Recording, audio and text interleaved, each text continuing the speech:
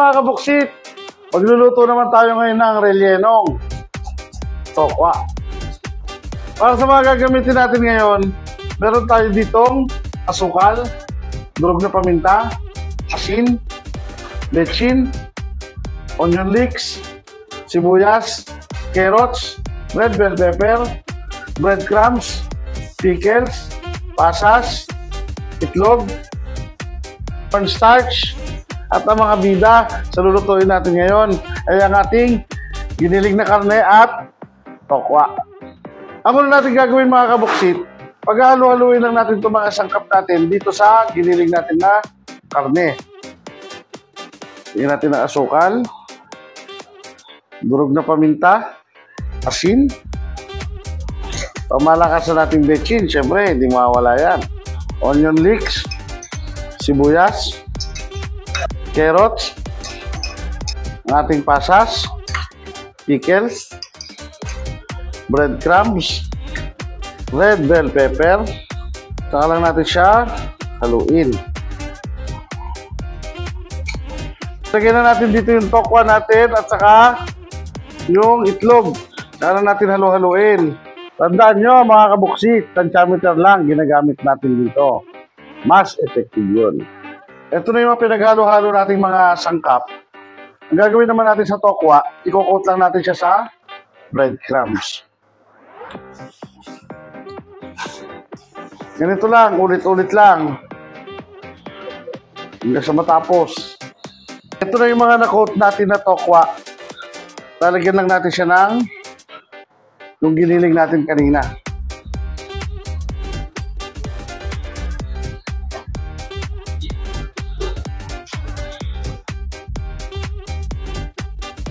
Ito na yung mga napalamanan natin na tokwa. Susunod natin gagawin, i-coat lang natin siya dito sa itlog bago natin siya iprito.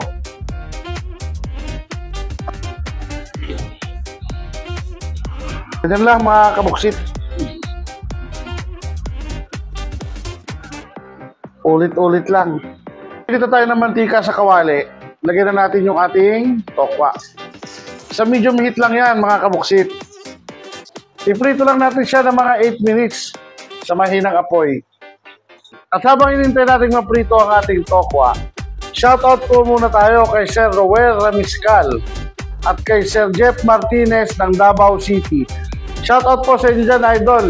Salamat po sa inyong panonood at pagsubaybay ng aking mga video. Ito na yung mga naprito natin na rellenong tokwa. I-plating na natin to.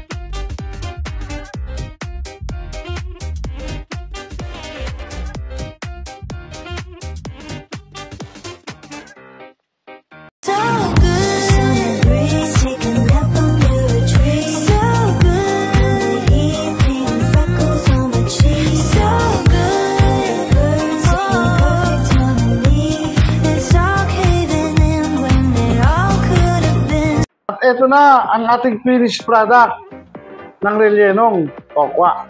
At kung umabot kayo sa video na to, paki-subscribe, like, and share naman ang ating mga video. Paki-comment na rin kung taga saan kayo para alam natin kung saan umaabot ang ating mga video. At ito na ang pinaka-paborito nating parte, ang tikiman time. Let's do it, baby! Yeah!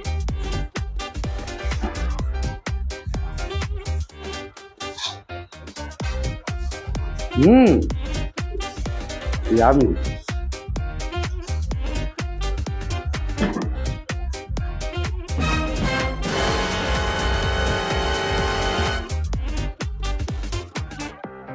Naku!